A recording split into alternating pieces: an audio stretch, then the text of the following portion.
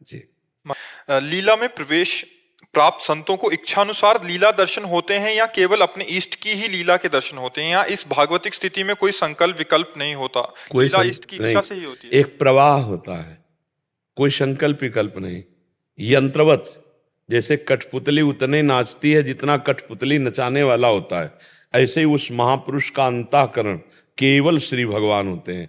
उस समय क्या स्फुरित हो रहा है उसके बस की बात नहीं, कौन सी लीला चल रही ये उसकी सोची हुई बात नहीं। सोच, चाह, इच्छा, संकल्प ये तो साधना में ही नष्ट हो जाते हैं, सिद्ध पुरुष में नहीं रहते। ब्रह्मभूता प्रसन्नात्मा न सोचते न कांक्षते समाः सर्वेषु भूतेषु मद भक्तिम लभते पराम। कोई सोच नहीं, कोई चाह नहीं, बस चल रहा है।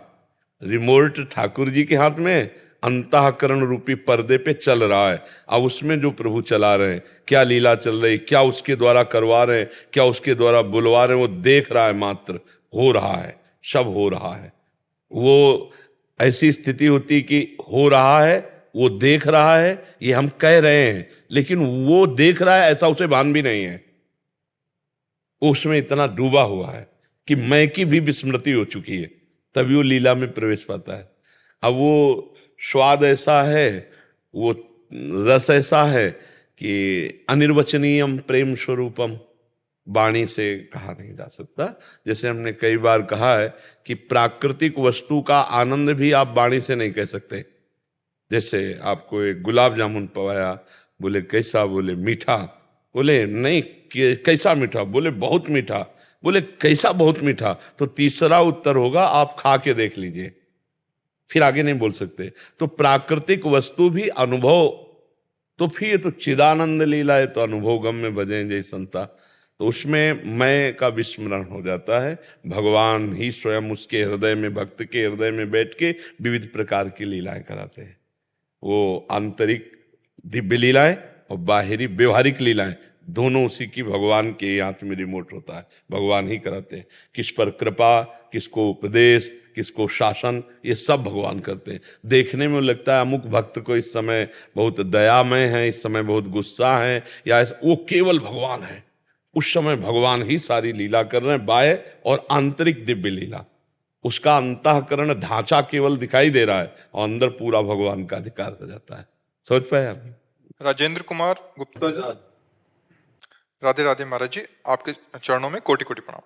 महाराज जी, आप सब श्री सद्गुरुदेव आचार्य और श्री राधा रानी की कृपा से आनंद कोश का आनंद प्राप्त हो रहा है, परंतु आगे की स्थिति परमानंद की साधक को कैसे प्राप्त होती है? निरंतर स्मृति, निरंतर स्मृति, अखंड अबाध स्मृति, ये हमारी तरफ से है।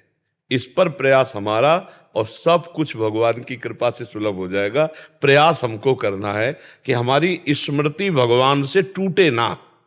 कभी हम पद गा रहे हैं, कभी कथा सुन रहे हैं, कभी हम भगवान की लीलाओं का भी गायन कर रहे हैं, कभी हम ठाकुर सेवा कर रहे हैं, कभी समाज सेवा कर रहे हैं, पर हमारा चित्त जुड़ा रहे।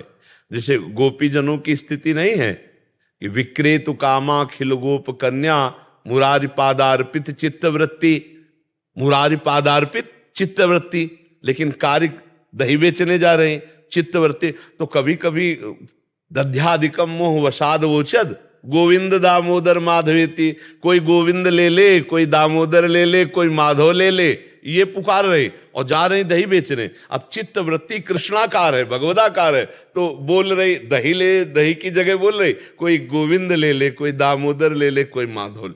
हमारी स्मृति अखंड होनी चाहिए। तो भगवदानंद की जो बाढ़ है वो हृदय में है, आनंद सिंधु मध्य तो वासा।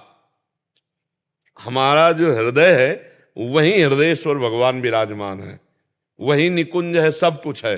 नारायण या गौर श्याम को हृदय निकुंज बसइए, ये हृदय निकुंज हमारे उर वृंदावन, और यही सब कुछ प्रकट हो जाएगा। अखंड स्मृति,